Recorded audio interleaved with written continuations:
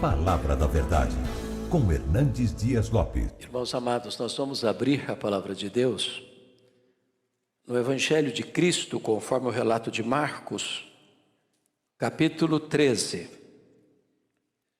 Marcos, capítulo 13.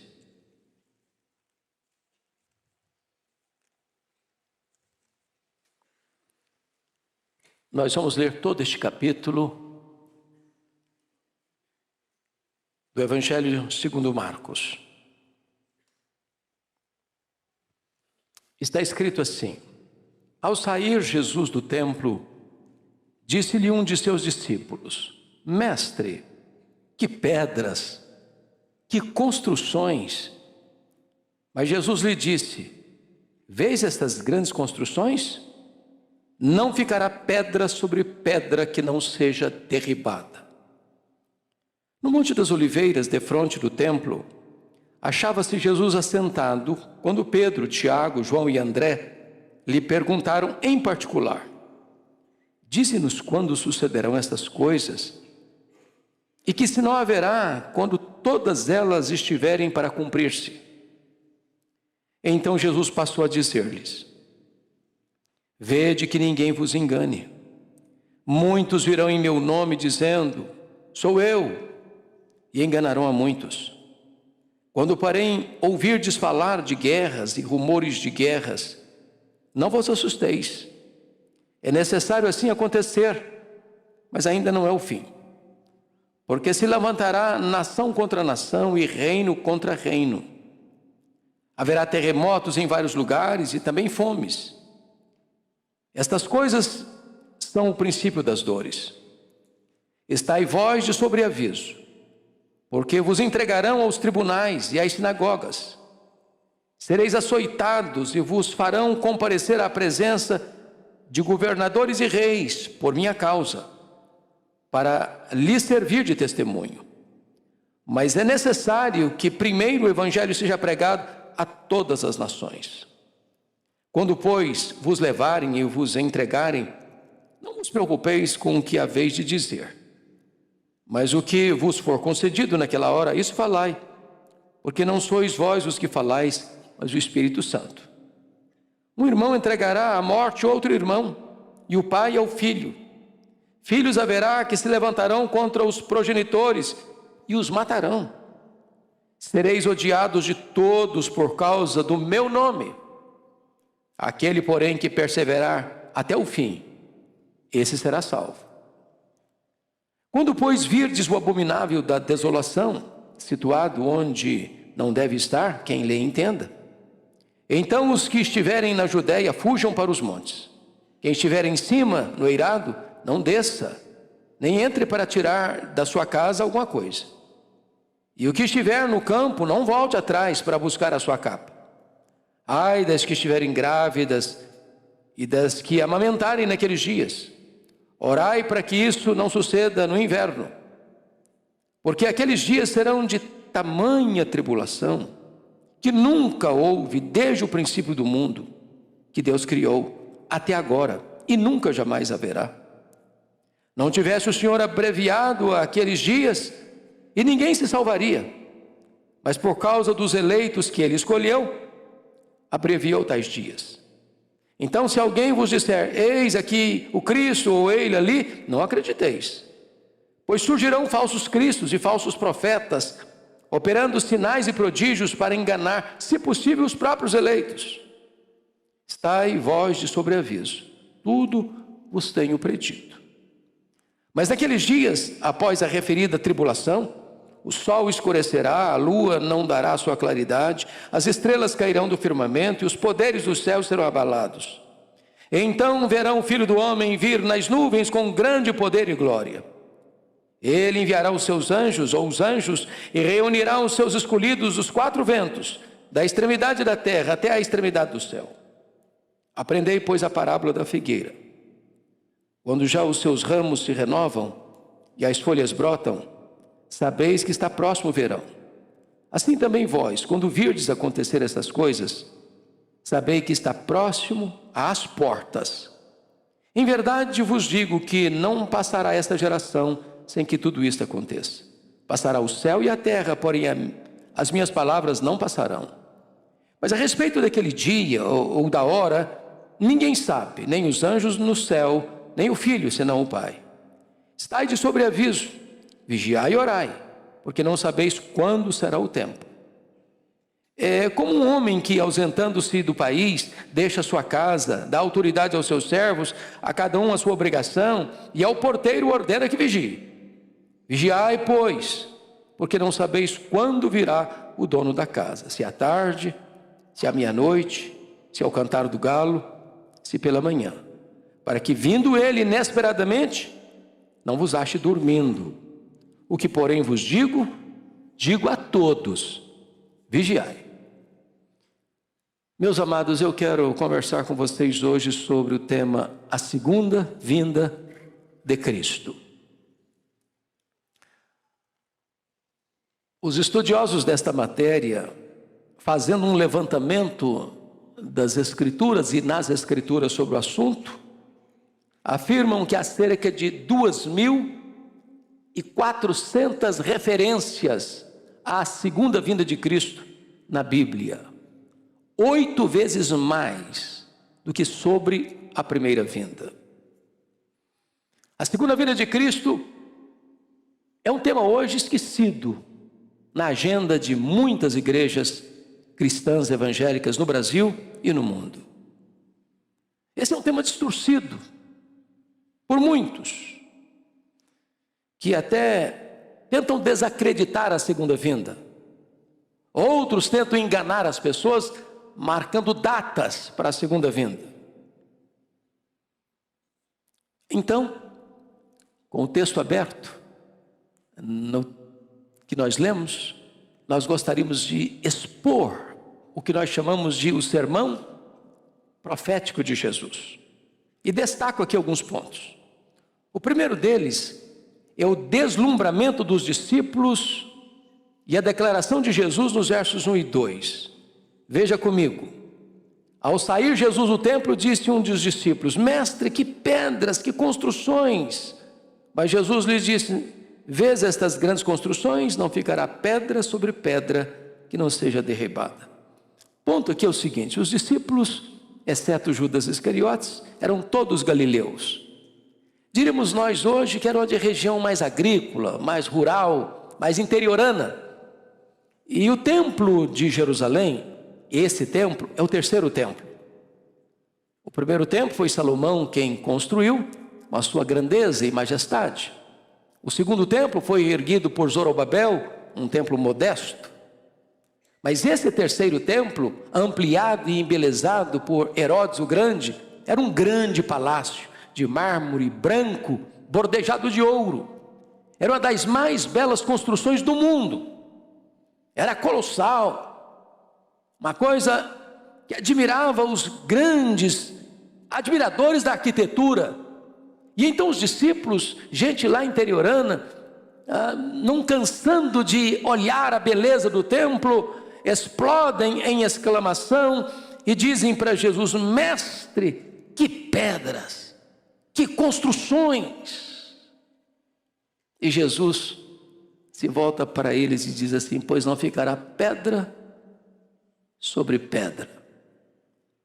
Quando você lê no Evangelho de Marcos, na primeira visita que Jesus faz, conforme capítulo 11, versículo 11, Jesus apenas entra no templo de Jerusalém, tendo observado tudo, como se já fosse tarde, saiu para Betânia. Só viu, olhou e foi embora. Outra feita, capítulo 11, 15 a 17, ele já vem e limpa o templo, expulsa os vendilhões, vira as mesas dos cambistas, abre as gaiolas das pombas, os currais das ovelhas e limpa a casa de Deus. A terceira vez é essa aqui. Ele entra e não volta mais, e profetiza a destruição completa do templo. Mas aí, vejam vocês o segundo ponto, porque esse templo de fato foi destruído no ano 70 por Tito Flávio, filho de Vespasiano, 40 anos depois dessa profecia de Jesus. Meu segundo ponto, a profecia acerca da destruição de Jerusalém e a profecia da segunda vinda. Confira comigo, por gentileza, capítulo 13, versos 3 e 4. No Monte das Oliveiras, defronte do templo, e se você pega a geografia, o Monte das Oliveiras está literalmente defronte do templo, porque aqui está o Monte das Oliveiras, aqui no meio está o Vale do Cedron, e aqui em cima um outro monte começa a se erguer, o Monte Moriá, e ali está o templo. Então é a vista mais ampla que você tem em Jerusalém, é essa vista. Então Jesus está defronte do templo, quando os discípulos Pedro, Tiago, João e André perguntaram para ele em particular: quando sucederão estas coisas e que sinal haverá quando todas elas estiverem para cumprir-se? E aí você vai perceber que Jesus vai fazer uma conexão entre a destruição de Jerusalém, do templo, e a segunda vinda. Ou seja, a destruição do templo e a destruição de Jerusalém vão ser um tipo, uma sombra do que será a segunda vinda de Cristo. Bom, vocês sabem que no ano 66 da era cristã começa a guerra judaica.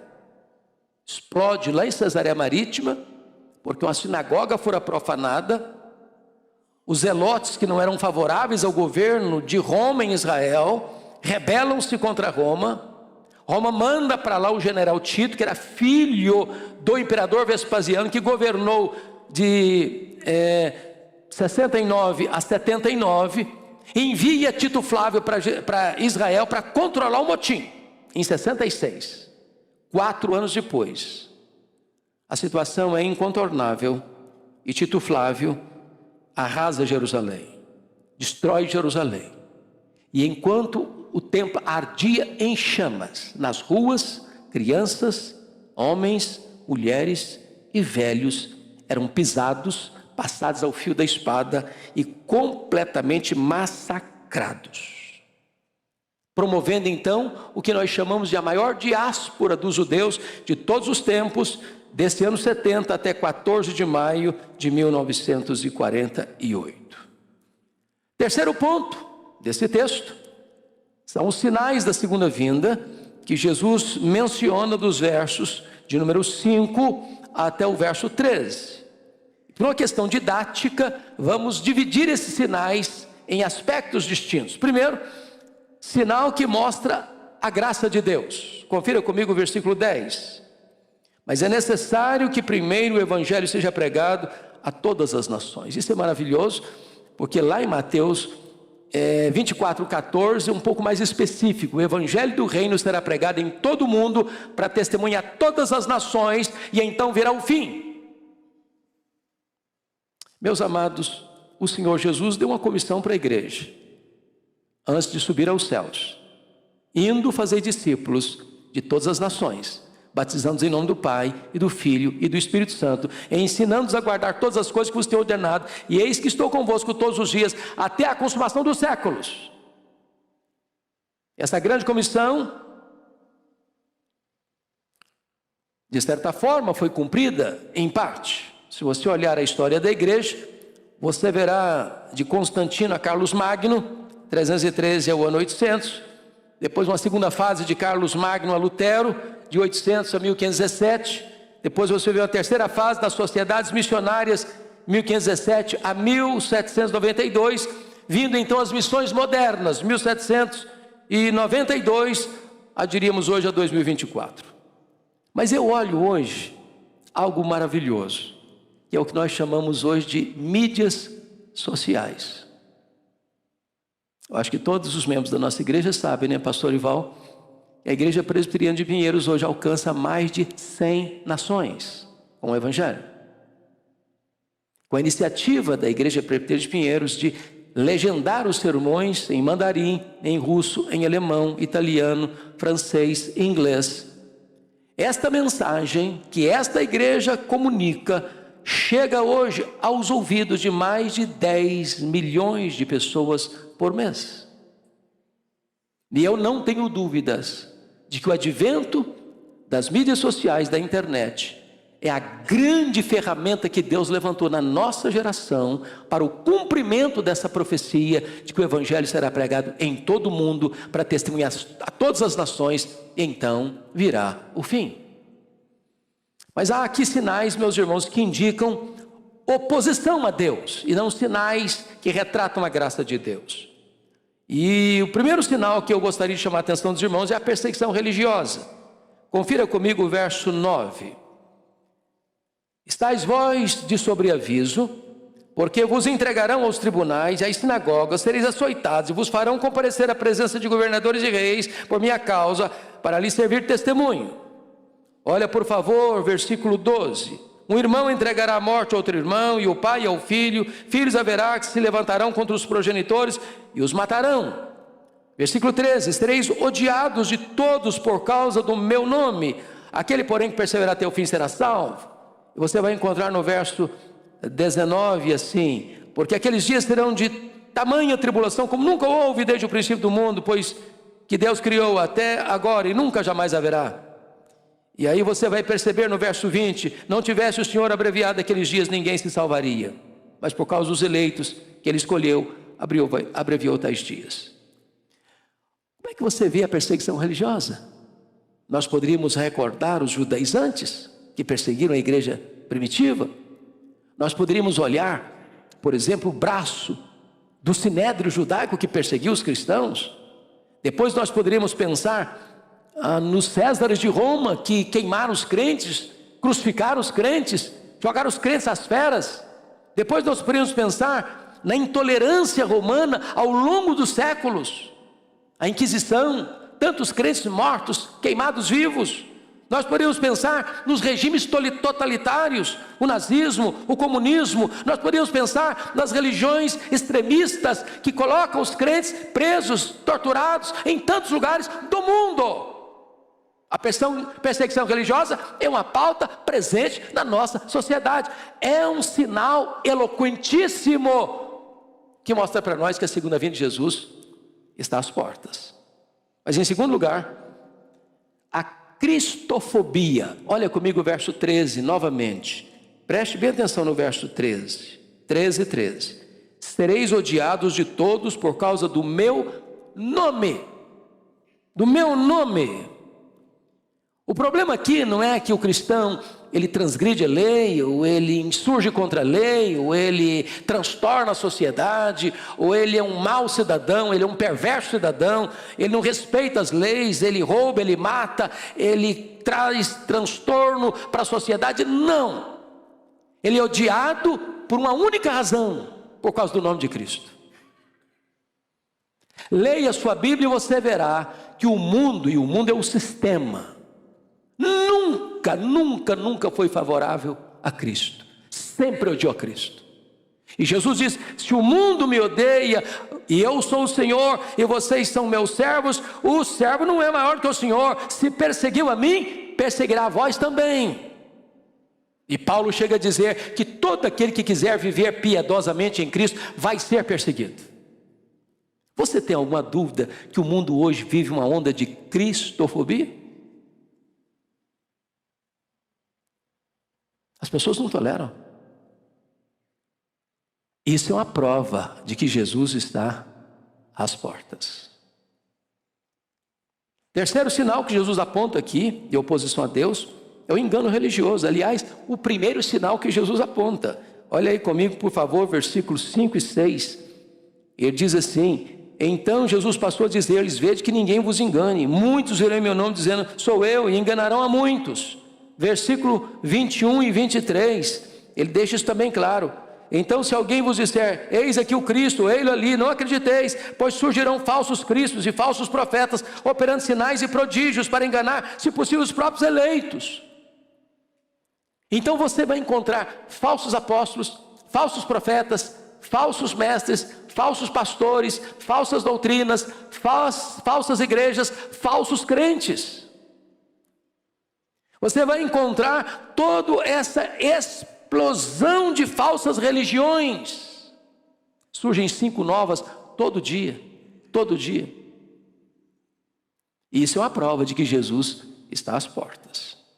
Mas agora, vamos ver aqueles sinais que não indicam agora oposição a Deus, não. Sinais que indicam o juízo de Deus. Olha comigo, em primeiro lugar, versos 7 e 8. As guerras.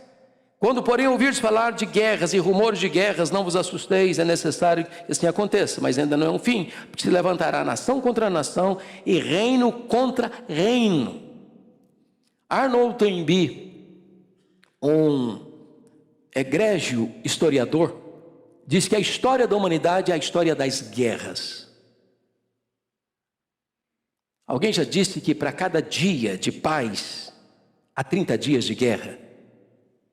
A paz que o mundo conhece hoje é uma paz postiça, porque se firma um acordo de paz, mas se investe na guerra. As nações estão armadas, e armadas com grande poder bélico, atômico, guerras químicas, guerras biológicas. Mikhail Gorbachev, lá em 1985, já escreveu no seu livro Perestroika que o arsenal que se tinha naquele tempo já dava para destruir o planeta Terra 27 vezes. Os especialistas dizem que se houver de verdade uma terceira guerra mundial, para se lançar mão do que se tem hoje, daria para destruir o planeta várias vezes e transformá-lo em poeira cósmica, não haveria vencedores e nem vencidos. É claro que, à luz da Bíblia, quem vai apertar o botão, botando o fim da história, não é o homem, é o próprio Deus. Louvado seja o Senhor. Mas as guerras estão aí. No auge do humanismo, do otimismo humano, no século passado, nós tivemos 2 guerras mundiais, 1914, 1918, 30 milhões de pessoas mortas. Não aprendemos a lição. Segunda Guerra Mundial, 1939, 1945, 60 milhões de pessoas mortas. Não aprendemos a lição. Temos guerras étnicas, temos guerras tribais, temos guerras religiosas, temos guerras ideológicas, temos guerras econômicas, temos guerras e mais guerras e mais guerras, e elas não cessam. Ontem o mundo estava em polvorosa, quando cerca de 300 drones e mísseis foram lançados do Irã contra o território de Israel. Não houvera uma capacidade de rebater e anular estas armas mortíferas, e teria sido uma catástrofe terrível. E o mundo, na ponta dos pés, com medo da escalada da guerra, não só no Oriente, mas com envolvimento de outras nações do Ocidente, caminhando aí para uma terceira guerra mundial. Jesus, de fato, está às portas. Mas comigo, observe um outro sinal que indica o juízo de Deus, são os terremotos, versículo 8, olha aí comigo, por gentileza. Está escrito assim: haverá terremotos em vários lugares e também fomes. É claro que os terremotos sempre aconteceram, mas só para dar uma estatística para vocês, de 1890 a 1930, apenas 8 terremotos medindo acima de escala 6, escala Richter. De 1930 a 1960, tivemos 16 terremotos nessa proporção. De 1960 a 1979, pulou para 64. De 1980 a 1996, registraram-se 200 terremotos nessa proporção. A escalada, o crescimento explosivo. E isso aponta para nós um fato: Jesus está próximo a voltar. A Bíblia fala de fomes, que é uma espécie de subproduto da guerra. Subproduto da guerra. Vocês bem sabem que o maior orçamento de todas as nações não é com saúde, não é com educação, é com armamento. Com armamento. Apenas um míssil que é lançado daria para comprar mais de 800 mil sacos de trigo para alimentar multidões. O mundo fala em paz, mas investe na guerra, e a fome vem em virtude disso. Mas Lucas 21:11 acrescentando esse sinal, diz que haveria epidemias em vários lugares. E o mundo já enfrentou tantas, como a peste negra, que dizimou 1/3 da Europa, como a febre espanhola, que foi tão devastadora no século passado, a Covid-19, que atingiu o mundo inteiro e deixou a todos nós de sobressalto. São sinais da segunda vinda de Cristo. Mas agora veja você, um outro sinal, que está relatado aí no versículo 14, que é o aparecimento do anticristo. Quando, pois, virdes o abominável da desolação, situado onde não se deve estar, quem lhe entenda, então os que estiverem na Judéia fujam para os montes. E aqui o Senhor Jesus volta a tratar do tipo e do antítipo. Ele volta a falar do ano 70 de Tito Flávio, que invade Jerusalém, e isso ser uma sombra, um tipo de que será o anticristo. Por que ele está usando essas figuras? Vejam vocês aí, quem estiver em cima no eirado, não desça para tirar nada de casa. Quem estiver num campo, não volte para sua casa para buscar sua capa. Ai das que estiverem grávidas, ai das que amamentarem naqueles dias. Orai para que não aconteça no inverno. Porque Jesus está dando uma profecia, e essa profecia cumprir-se-ia 40 anos depois, no ano 70. A invasão de Jerusalém foi horrível, horrível. As pessoas foram cercadas, elas foram sitiadas, entrincheiradas, elas não podiam sair, não tem mais provisão, não tem mais água, não tem mais comida, só tem desespero. Como aconteceu no cerco de Jerusalém, onde Jeremias registra que mais felizes foram os que morreram à espada dos que morreram de fome dentro dos muros, a ponto das mães comerem os corpos mortos de seus próprios filhos. E o que ele está dizendo é o seguinte: uma mulher grávida, ai das que estiverem grávidas, porque uma mulher grávida não consegue correr, fugir, como 1000 judeus fugiram e se refugiaram lá às margens do Mar Morto, na fortaleza de Massada.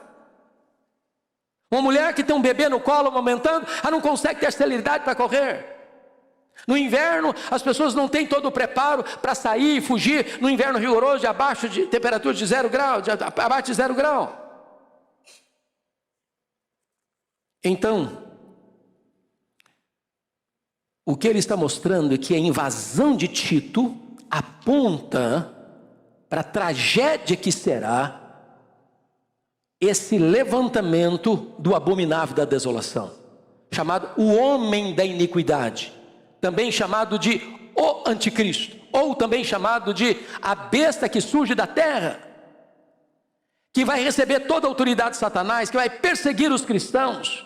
E a Bíblia diz lá em Apocalipse capítulo 13, que toda a terra, todas as nações, todos os povos vão adorar o anticristo, vão se prostrar diante do anticristo, exceto os que têm o selo de Deus. Em outras palavras, Jesus não vai perder sequer um cordeirinho, uma ovelha para o anticristo, sequer um.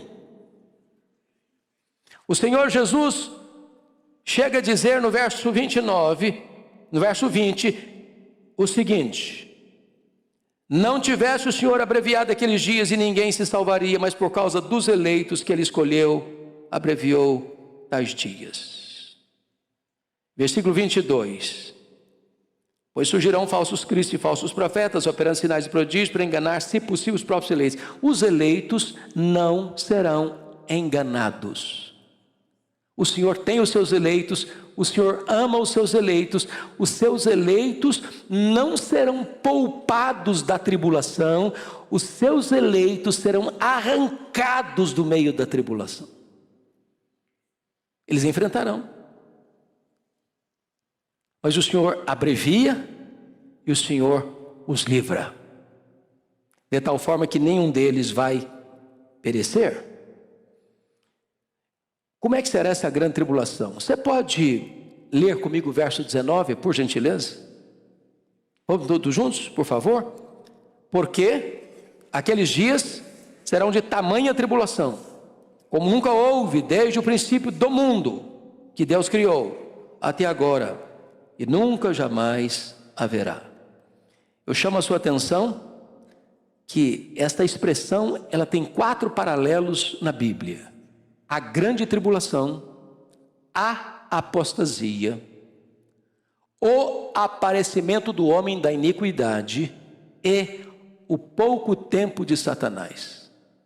Será o período mais tenebroso, mais amargo, mais difícil da história, a grande tribulação.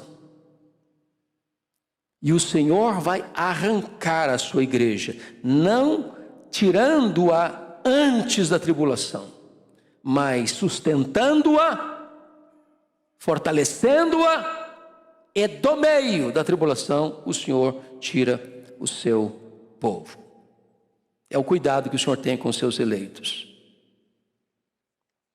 O que é curioso é que no mesmo momento e com a mesma intensidade que vem a grande tribulação, vem também a sedução religiosa. É isso que você verá nos versos 21 a 23. Então, se alguém vos disser, eis o Cristo, ei-lo ali, não acrediteis, pois surgirão falsos cristos, falsos profetas, operando sinais e prodígios, para enganar, se possível, os próprios eleitos. Estai vós de sobreaviso, tudo vos tenho predito. Então, não fique assim muito encantado com milagres não, porque os falsos mestres, os falsos profetas, os falsos cristos também vão operar coisas miraculosas, que não é obra de Deus, para enganar, e vão enganar, exceto os eleitos de Deus. Louvado seja o Senhor. Agora vejam vocês, a descrição da segunda vinda, comparando comigo aí o que vai acontecer nos versos 24 e 25. Mas naqueles dias, após a referida tribulação, o sol escurecerá, a lua não dará sua claridade, as estrelas cairão no firmamento, os poderes do céu serão abalados. Meus irmãos, este é um fenômeno catastrófico, cósmico. E quem vai tratar isso de maneira detalhada é o apóstolo Pedro, na sua segunda carta, capítulo 3. Eu preciso que você vá comigo para lá, porque eu não poderia reproduzir literalmente, com fidelidade, esses 3 versículos, e eu não conseguiria descrever com tamanha eloquência e clareza o que Pedro descreveu. Então vá comigo rapidinho para lá, e a gente volta para cá, para Marcos, para olhar como é que vai ser esses fenômenos da natureza. Capítulo 3 de 2 de Pedro, por gentileza. Versículo 7. Eu queria que toda a igreja lesse comigo, por favor. 3, 7. Está aí posto na tela, vamos todos juntos ler.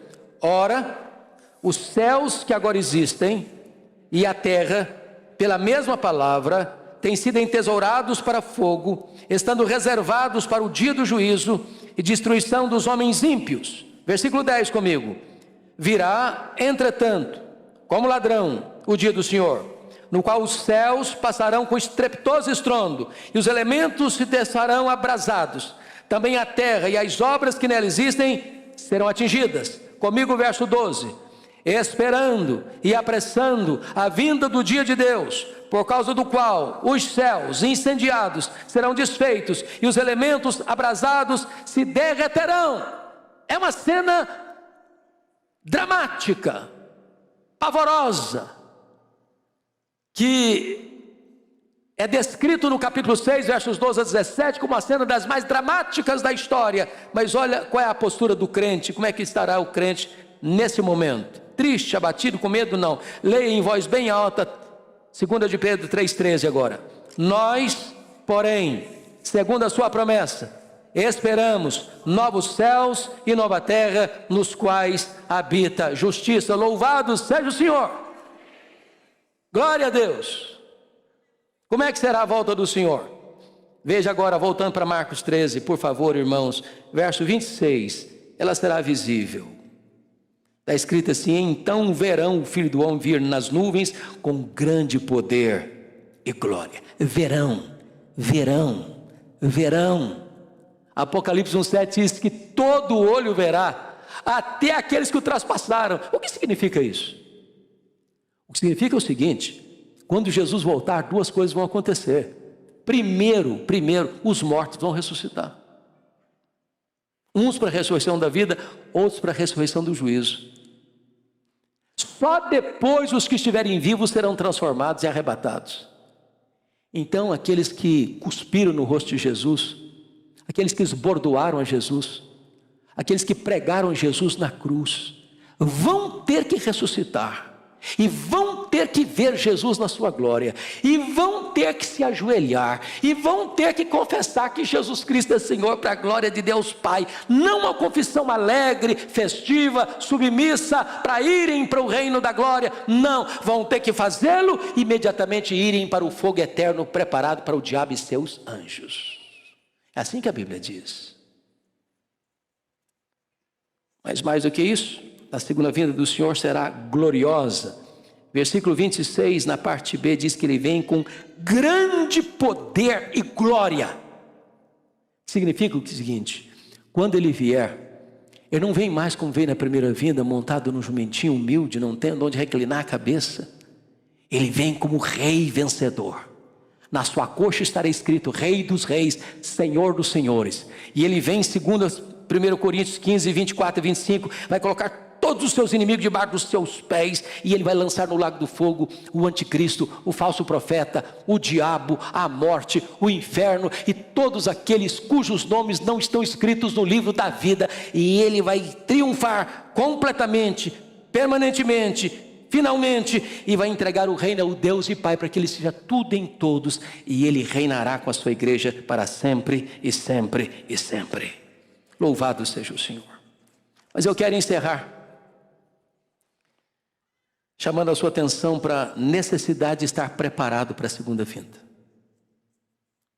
Primeiramente, ela será precedida por avisos claros, conforme os versos 28 a 31, e Jesus conta uma parábola de um homem que vai para um outro país e deixa os funcionários da sua casa encarregados de cuidar da casa, e o Senhor então vai mostrar para nós,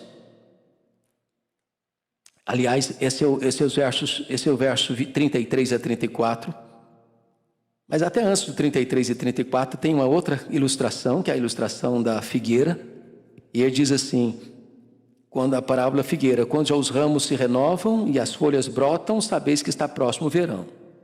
Isso é um fenômeno da natureza. Lá em Israel, as figueiras são muito comuns. E ele diz assim, assim também vós, quando virdes acontecer estas coisas, sabei que está próximo às portas. Uma coisa está próximo, outra coisa está às portas. Esses sinais estão aí. São visíveis, são eloquentes, são inegáveis. As portas. E Jesus garante a confiabilidade da sua palavra, dizendo o seguinte, versículo 31, passará o céu e a terra, porém as minhas palavras não passarão. Então fique de sobreaviso. E ele vai dizer, no verso 32, que será uma vinda imprevisível, porque você não sabe, está escrito aí. A respeito daquele dia ou da hora, ninguém sabe, nem os anjos, nem o Filho, senão o Pai. Eu acho impressionante isso. Não é óbvio esse dia. Vai ser um dia comum. Aliás, outro relato paralelo deste, diz que vai ser como nos dias de Noé. Noé passou 120 anos pregando. Uma coisa foi começar a pregar no primeiro dia, outra coisa é pregar quando a arca estava no meio da obra. Outra coisa é pregar quando estava fazendo o acabamento da arca. Outra coisa era pregar quando a arca está pronta. Outra coisa é pregar quando, olha gente, acabou. Construção acabou. É agora ou não vai ter outra chance. E como é que estavam aquelas pessoas? Diz a Bíblia, casando, dando-se em casamento, comendo e bebendo. E eu pergunto a vocês, que pecado há nisso? Comer, beber, comprar, vender, casar e dar-se em casamento. Não tem pecado nenhum nisso. Qual o problema? O problema é que as pessoas vão estar vivendo a vida comum, comprando, vendendo, bebendo, fazendo festa, casando, sem levar Deus em conta, sem parar para pensar que os sinais estão aí, que Jesus disse: olha, fique atento, fique vigiando, está chegando a hora. E quando o dilúvio chegou, pegou todo mundo despreparado. E quando Jesus voltar, tanta gente vai estar despreparada. Gente que parecia crente, gente que era como as virgens nécias, tudo exteriormente igual, mas sem azeite nas lamparinas. Cuidado, cuidado. Jesus vai mostrar agora que a sua vinda será não só imprevisível, mas inesperada. Versos 33 a 36, quando ele diz: estai de sobreaviso, vigiai e orai, porque não sabeis quando será o tempo. Verso 35, ele diz: vigiai, pois não sabeis quando virá o dono da casa, se à tarde, à meia-noite, ao cantar do galo e pela manhã. Então conta a história do camarada que saiu, foi para outro país, deixou a casa dele com cuidado dos servos e disse para o vigia: olha, você fica vigiando, fica vigiando, fica vigiando. Nem os servos da casa, nem o vigia sabe que hora o dono da casa vai voltar. O Senhor Jesus colocou diante de você e de mim uma mordomia, uma agenda. Ele diz: olha, eu vou voltar, esteja preparado. E quando ele diz aqui no verso de número 35, você não sabe se à tarde, se à meia-noite, ao cantar do galo, se pela manhã, eu vou dizer para você que Jesus vai voltar exatamente, Jesus vai voltar exatamente à meia-noite, ao cantar do galo, e Jesus vai voltar à tarde, vai voltar pela manhã. É fuso horário, gente. É fuso horário. Se Jesus voltar para nós aqui 8 da noite, ele está voltando lá para o Japão 8 da manhã de amanhã. É de noite aqui, é de dia lá, de manhã lá. É de tarde aqui, é de noite na Europa. Então ele volta de manhã, ele volta de meio-dia, ele volta à tarde, ele volta à noite, ele volta à meia-noite, ele volta de madrugada. Não importa onde você esteja, ele vai voltar. Ele vai voltar. E eu fecho com o último versículo, porque a palavra de Jesus é esta: eu, o que porém vos digo, digo a todos: vigiai, vigiai, vigiai. Pode ser agora, pode ser amanhã, pode ser daqui a pouco. E eu quero dizer que alguns teólogos e estudantes de escatologia, muito sábios do alto da sua sapiência, dizem: não, esquece. Pelos meus estudos, Jesus não volta nos próximos 500 anos. O apóstolo Paulo, que era um teólogo de primeira categoria, ele aguardava a volta de Jesus para os seus dias. E ele diz isso lá, Tessalonicenses: depois nós, os vivos, os que ficarmos, ele está dizendo, eu aguardo, eu espero para os meus dias. E sábio é você, se você também aguarda a volta do Senhor Jesus para os seus dias. Quando perguntaram para Wesley: o que você gostaria de estar fazendo quando Jesus voltar? Ele respondeu: eu gostaria de estar fazendo o que eu faço todos os dias, porque todos os dias eu estou esperando Jesus voltar. Nós não somos filhos das trevas, nós somos filhos da luz. E os filhos da luz estão na ponta dos pés, dizendo: Maranata, ora vem, Senhor Jesus. Que Ele nos abençoe. Amém.